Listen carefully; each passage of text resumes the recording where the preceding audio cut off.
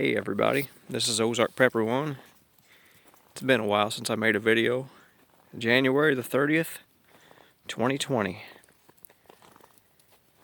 I've been watching a lot of YouTubers, a lot of news reports, and right now the big thing is the coronavirus.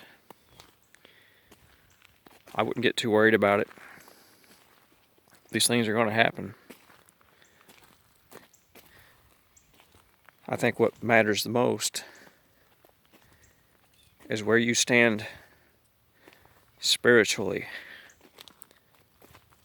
Because no matter how much you prepare, no matter how much your health improves or how healthy you are, you're going to die one day. And you're probably going to die, I don't know. Most people die in their 60s.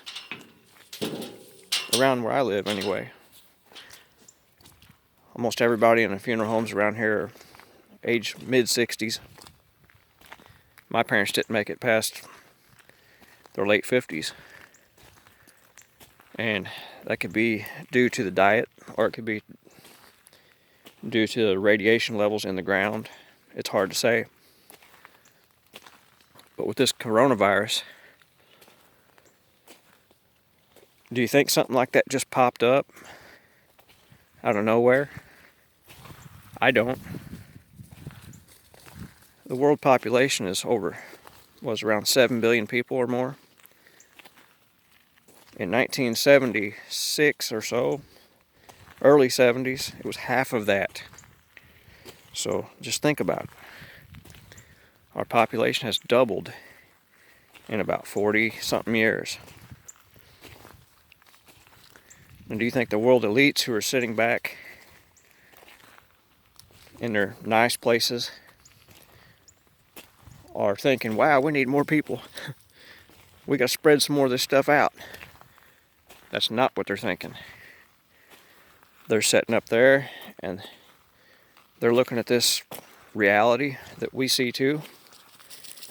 And they're looking at it from a different angle than the poor man living in a ghetto or a mobile home park or somewhere. They're looking at it totally different.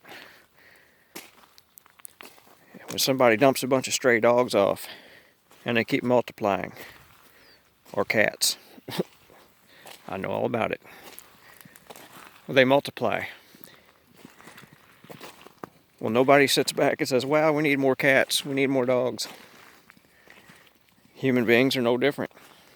When you get large numbers of them, you want to thin the herd down. And I believe that's what they're doing. And if they're not doing that, the other option is they're creating mass fear so they can create control. You know, when you put somebody in fear, they're going to fall in line and do as they're told. They're either going to take that vaccination or they're going to stay put. And the powers that be do a dry run, see how people react to certain things. And that could be it too. There's more than one scenario. They never let a good crisis go to waste. And they create the crises, most of them. All of them, mainly, unless they're natural disaster or something. But they do most of them themselves for, I believe they call it Hegelian dialectic or something. Problem, reaction, solution. You know, they create the problem and they get a reaction, then they offer the solution. And it benefits them, not us. But we always talk about thinning out populations of rodents, deer, anything we consider a pest. But when it comes to human beings, no, we're sacred. We got to just keep on multiplying and just fill this place up. That's the reality, you know. And we know it's wrong. We know it's wrong. You can only put so many people on so much area of land. And even without that, with so much area of land to produce food, homes, and you got to have a level of enjoyment or your life means nothing. So the more people there are, the less elbow room you have, the less privacy you have.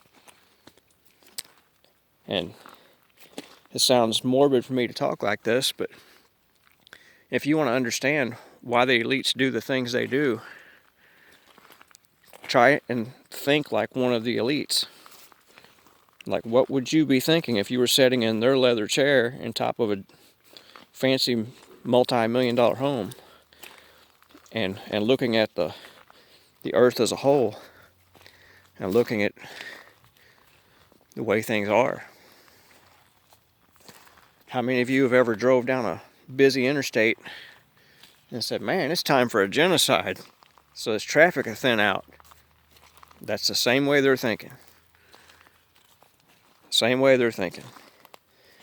Because we have a nation and a world now full of people who are barely smart enough to push a button, let alone think for themselves, have a worldview, have a history timeline in their brain,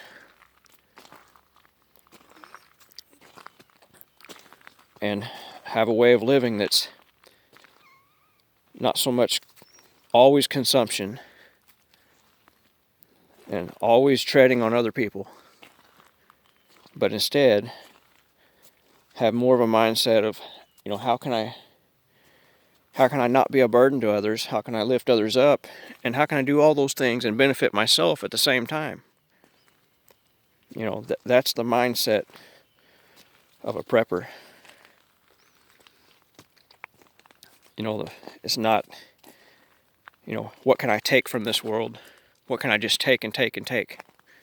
And your people who go to sports events, I'm not picking on all of you guys, because some people just root for their home team sometimes. I don't, because I don't care. It doesn't affect me.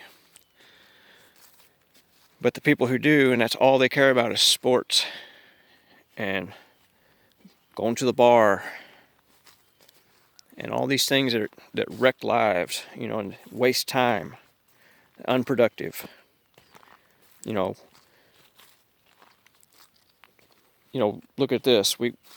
You may have a town that may have about 1,000 homeless people roaming around, but they have a multi-million-dollar stadium, and they'll tear that stadium down and build a new one in about 10 years. And you always wonder, why can't they feed that 800 to 1,000 people they got walking their streets? Or why can't they put them in some kind of little old camper or something, or just get them out of the... Why can't they get them off the drugs? Why can't they stop the drugs? They bring the drugs in. They want that. They want that. They want to keep everybody occupied. That way they don't want you... They don't want your eye on the ball. Let's put it that way. They want you focused on all the little chaos going everywhere. And I see that with this coronavirus. I see it with the impeachment of Trump. I see it with, little world events. All this little crap going on in the Middle East. It's just a distraction. It's just a distraction. There's no reason for a lot of what we do. We're over there fighting for oil, and why are we fighting for oil? The real truth. Because Americans, rich and poor, they like to drive oversized vehicles for their needs. To say, look at me. Look at my big truck that runs on diesel, that gets 12 miles per gallon, that I drive from my house in a suburb to my pizza delivery job. You know, there's people out there that's the way they live. They think that vehicle makes who they are. They think that 3-bedroom, 4-bedroom house makes who they are. And it has nothing to do with who you are as a person. Those are possessions. And if you don't own them, they're not yours anyway. If you're making a bank payment, which they are, it's a big act. And I worked in a profession where I got to see people, young and old. They'd go buy things beyond their means, like the house, and they'd have 2 cars. They'd have a Harley Davidson, they'd have jet skis, they'd have a boat. And I used to watch the tears in their eyes when the tow trucks would back up and haul those things off because they didn't make the payment. I watched houses burn with cars parked real close to them because they didn't make the payment, so they figured they'd burn their house down like nobody would figure it out. And I used to talk to these people. I said, man, this is a nice place. I like it. What do you do for a living? I deliver pizzas. Like, really? And then the wife would be some daycare worker or something. And it makes no sense. And you know that's happening all across this country. And people go to these dealerships and they buy these 4-wheel drive SUVs and they live in places where it does not snow. And they get, I don't know, maybe 20 miles per gallon max or so. That's not that good, especially when you're driving in a city or if you're going stop to stop. You're just wasting fuel. And if you got millions and millions of people doing that, how much consumption is that of fuel? It's supply and demand. And they are raking us over the coals with the fuel, but we are consuming the crap out of it. I mean, any given time, drive to a gas station, watch how many cars fill up nonstop. And think about how long that's been happening. That's been going on since the, 1920s? So here we are, we're 100 years into it. How much fuel have we pulled out of that ground? We're 7 miles down to pull out petrol now, to pull out a gallon of oil. 7 miles into the ground. When we first started, it was almost at the surface. So we've got to a point now where we're pumping water into the earth to pull oil out of the ground. And I'm not saying this like I'm some crazy loony lefty. I'm saying this with just common sense. Where do you think we're headed with this? You know, we're running out. You know, there's probably lots of oil in the earth because the earth's a lot thicker than 7 miles. But how hard is it to get it out of there? To pump it that far?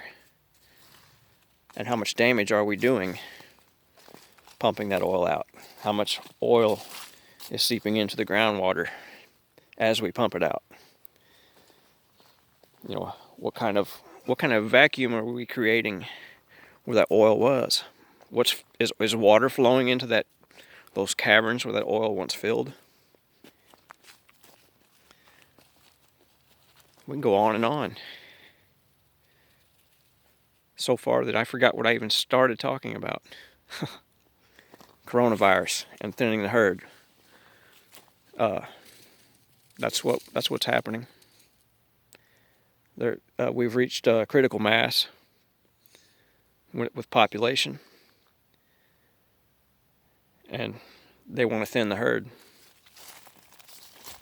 Let's take a look at something here. You see this field? This is roughly about 3 acres field here. From here all the way down to there. That's a pretty good step. It goes way back there, past them cedars where you see. You could fill this field full of 1,000 people. I bet you could fill it full of 2,000 people. Would they be more comfortable if there was 5 people Or would it be more comfortable if there was 2,000 people in this field? Let's say this shed was full of canned goods. Would you rather be in this field with 5 people? Or would you rather be in this field with 2,000 people? That's what's happening on the earth. That's what's happening in the United States. Our president sees this. That's why he was stopping the flow of people just pouring in. Because that's the same thing as a bunch of birds with their beaks out wanting food. It's common sense. Can't feed all these people. Can't feed the ones we have. We don't feed the ones we have. So why should we bring in more? Let those other countries worry about that. It's their problem. Not my problem. I don't care about other countries. I don't hate them. I don't wish any bad on them. But at the same time, it's not my concern. I don't care what's going on in that Middle East. For all I care, they could turn it into a sheet of glass. Every bit of it. I don't care. All I care about is my homeland. My continent. You know, without borders, you don't have a nation. That goes for all nations. You know, why can't we bring all those jobs back from China and put some in Canada, put some in Mexico, and put the biggest load of them in the United States like they're supposed to be? You do that, you strengthen this side of the world. I don't know. Thanks for listening to my Thursday rant. You guys all have a good rest of your week. This is Ozark Prepper 1, out.